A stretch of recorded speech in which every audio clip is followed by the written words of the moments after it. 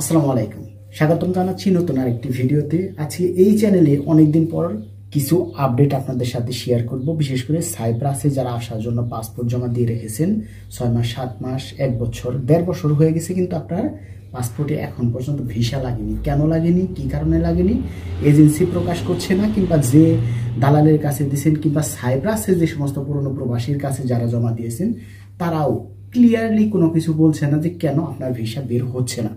তো চেষ্টা করবো আপনাদের সাথে জেনুইন যে ইনফরমেশনগুলো সেগুলো দেওয়ার জন্য। আশা করি পুরো ভিডিওটি দেখবেন।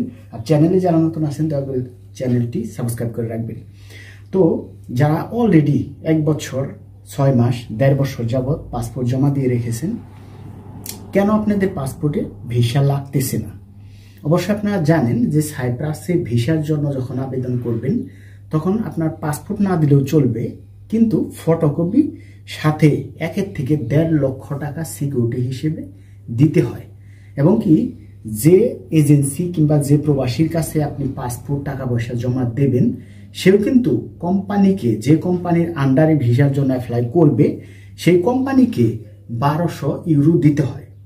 তো সেক্ষেত্রে অনেকে আছেন যে বাংলাদেশে থেকে 1 লক্ষ টাকা এবং কি ভিসার ফটোকপি এনেছেন। অনেক এজেন্সি, অনেক পুরনো প্রবাসীরা এভাবে এনেছেন।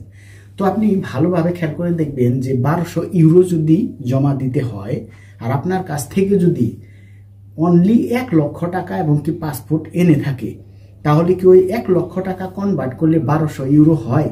হয় না।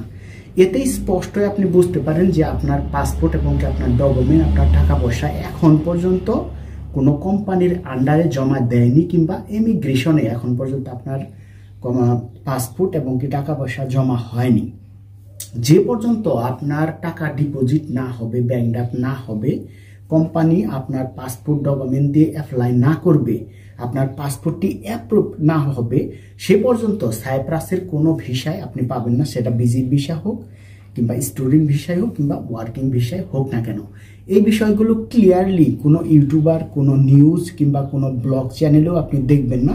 কারণ এই বিষয়গুলো অনেকে আছে বুঝতে পারেন না, অনেকে আছে এই তথ্যগুলো দিতে চায় না। আর দ্বিতীয় কথা হচ্ছে, অনেক ভাইরা আছেন যে বুঝে না বুঝে যে কারোর সাথে লেনদেন করে ফেলেন, এই লেনদেন থেকে বিরত থাকবেন। আমার এই কথা শোনার পর থেকে অনেকেই কনফিউশনে থাকতে পারেন যে ভাইজান তাহলে আমরা কি করব এবং কি এই বিপদ থেকে কিভাবে মুক্ত হব। আমি তাদের উদ্দেশ্যে বলবো যে আপনি ভালোভাবে খেয়াল করে দেখেন, যারাই পাসপোর্ট জমা দিয়েছেন আপনার এজেন্সির সাথে আমার কথার সাথে মিল আছে কিনা। কারণ একটি পাসপোর্ট যখন আপনি জমা দিবেন, সেই পাসপোর্টটি যে কোম্পানির আন্ডারে ভিসার জন্য অ্যাপ্লাই করবে, সর্বোচ্চ 3 মাস আপনার পাসপোর্ট দিয়ে ওই কোম্পানি ট্রাই করবে যে ভিসা হয় কি হয় না। ইমিগ্রেশন থেকে যদি আপনার ওই পাসপোর্ট অ্যাপ্রুভ করে, যদি ভিসা দেয়, 3 মাসের ভেতরেই ওই ভিসাটি বের হয়ে যাবে। 3 মাস যখন এক্সপায়ার হয়ে যাবে, অটোমেটিকলি হয় আপনার ভিসা হাতে দেবে, না হয় আপনার পাসপোর্ট টাকা পয়সা ব্যাক দিয়ে দেবে।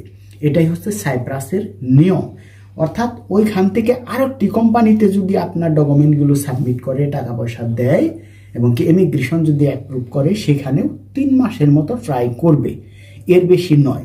কিন্তু অনেকেই বছরের পর বছর, বছরের পর বছর, মাসের পর মাস ট্রাই করে যাচ্ছে আর আপনাকে শুধু আশ্বাস দিয়ে যাচ্ছে যে ভিসা হবে, হচ্ছে, এই 1 মাস, 2 মাস, 15 দিন এভাবে আপনাকে ভারিয়ে রাখছে। মূলত এগুলো কিছু না।